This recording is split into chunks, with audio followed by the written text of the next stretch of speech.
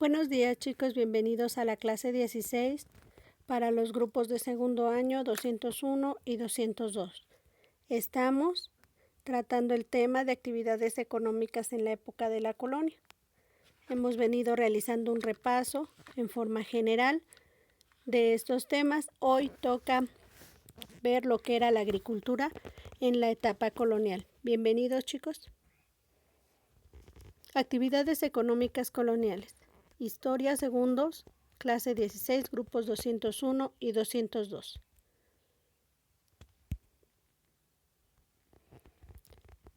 La agricultura, desde el siglo XVI, en nuestro continente, la corona impulsó la introducción de los cultivos europeos en Nueva España.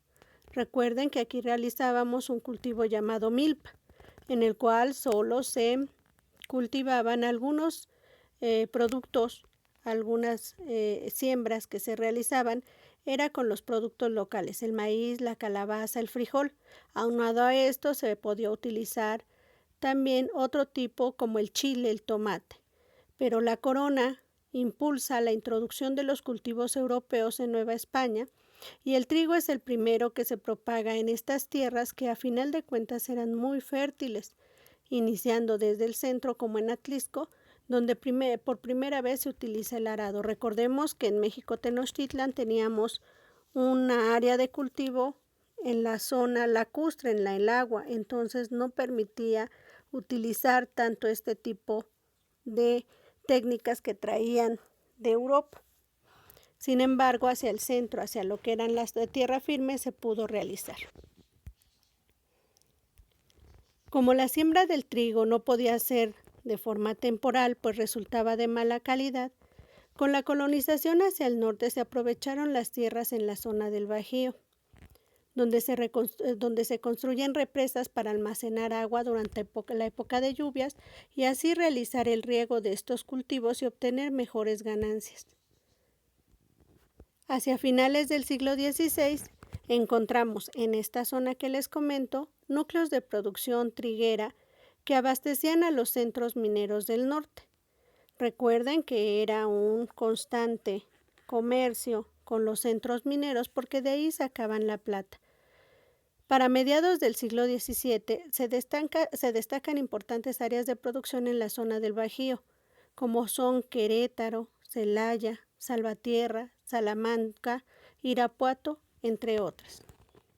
Un cultivo que van a introducir los europeos en nuestro continente va a ser el cultivo del azúcar, de la caña de azúcar. Esta anteriormente la hacían principalmente en las colonias de África. Cuando descubren América, introducen aquí el cultivo y se desarrolla en Nueva España desde el siglo XVI y es favorecida por la colonia al proclamar medidas de protección para los dueños de los campos cañeros, de los molinos, de los ingenios, de los trapiches. Los principales productos eran el azúcar y la melaza. En ambas figuras te las enseño en el video. El azúcar refinada la tienes del lado izquierdo, la melaza del lado derecho. Ambos eran empleados también en la destilación del aguardiente.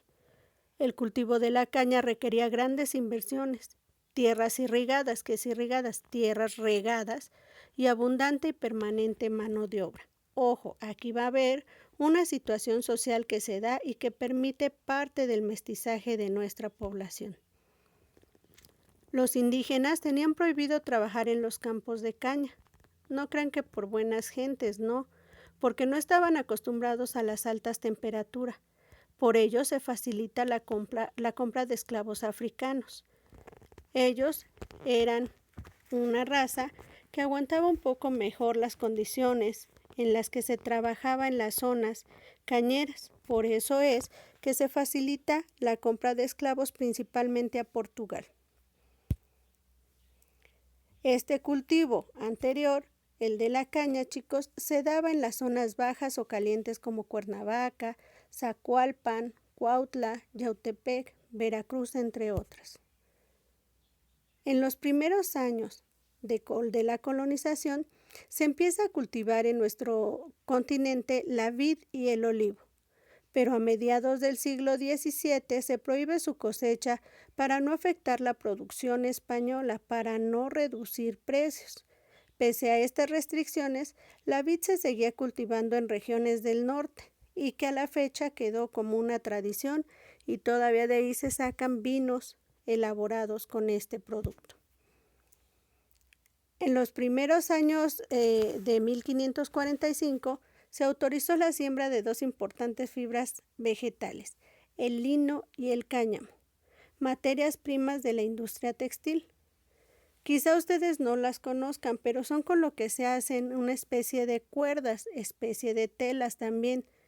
Pero por la constante presión de los comerciantes monopolistas que veían en la industria textil novohispana un medio que afectaba la importación de telas, la corona se vio obligada a prohibir su cultivo en nuestro continente.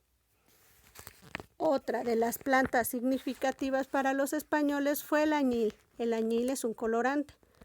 Se extraía este colorante y su explotación comercial se inició en 1561 en la región de Yautepec. En 1570 se extendió a otras zonas, siendo Yucatán la de más importancia. El cacao fue un producto nativo y tuvo una gran demanda, pues el chocolate se convirtió en uno de los productos más consumidos en el virreinato. Con el cacao se elaboraba una bebida favorita para todos los extractos sociales del virreinato, que era el chocolate. Recuerden que aquí lo tomábamos también con chile y con un poco de dulce extraído de la miel de las abejas nativas.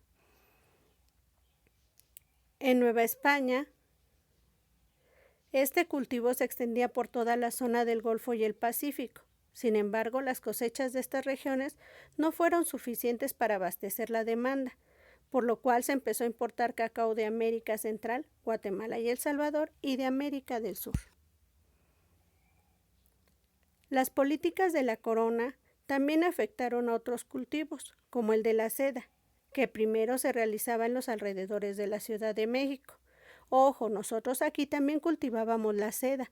Los gusanos venían y había como granjas de gusanos de seda y aquí se producía y se mandaba hacia Europa.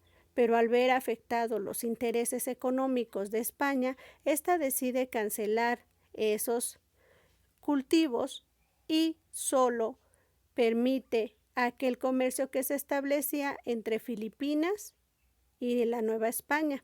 Esto mediante la nao de China. Ya habíamos comentado cómo es que llegaban los productos europeos y asiáticos a nuestro continente. La entrada de la seda china a Nueva España llevó a que se prohibiera tanto el cultivo de la morera, árbol del que se alimentaban los gusanos de seda, como el de la industria de la seda mesoamericana, pues si ésta se producía localmente, se dejaría de importar y se afectaría el comercio con Filipinas.